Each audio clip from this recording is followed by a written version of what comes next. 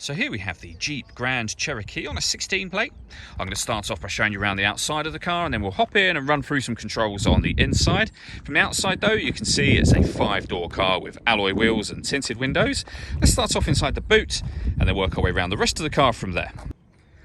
So the tailgate on this car will open electronically. You can do that from the key or from the tailgate itself. As we approach the back of the car, you'll see we have reversing sensors. This car's also got a reversing camera, plenty of boot space as well, along with that 60/40 split folding rear seat should you wish to increase this space even further.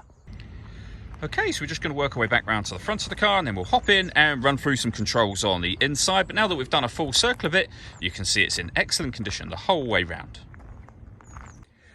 Just briefly before we climb in, I think it's well worth seeing the interior from this exterior point of view. There's plenty to run through on the dashboard, so let's hop in and we'll do that now. Okay, now that we're inside the car, we're going to start with the dials. On the left-hand side, we have the rev counter. In the middle, we have the speedometer. And over on the right-hand side, the fuel gauge and coolant temperature gauges. In the middle, you can see the total miles of this car. They are 93,660. You can change the information that's displayed in that central section by using buttons on the steering wheel for various different bits of car and trip computer information, and those buttons are just here. Beneath that we have phone controls. Over on the right hand side we have cruise control and speed limiter as well. Just behind the steering wheel, the minus and plus paddles will enable you to change gear manually with this automatic gearbox. And then over in the center we have the main touchscreen for the car. So we're on the radio menu at the moment, as you can see, and we have AM, FM and DAB radio available to us. You've got lots of options along the bottom for various different settings. So for example, your phone over on this side just here, you can adjust things like your heated seats, your steering wheel heating as well. There are certain Jeep friendly apps that can be projected up onto this screen. You can turn on your climate control from here.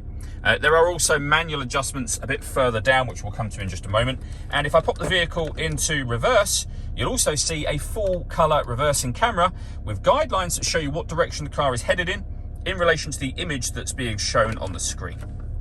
Working our way down, we have the manual controls for the dual zone climate control, meaning you can adjust the passenger temperature and driver temperature individually. You can increase and decrease the fan speed from here. When you're happy with those settings, that button will turn your air conditioning off or back on again, or you can hit auto. In doing so, the car will take control of the direction of the air and the fan speed to maintain the temperatures you've asked for. And all of the controls will show on here. So any setting that you make in terms of temperature will show. You can see I'm adjusting the passenger temperature, the driver temperature. You can override auto anytime you like, and it will show you the fan speed on there as well. Very, very easy system to use. Underneath that, we have some storage.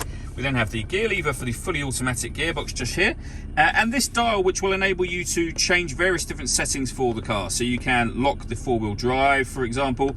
You can change the settings so that you can put it into mud, rock, auto, so the car decides for you as well. And as you can see just here, you can raise and lower the suspension for parking or for taking the vehicle off-road.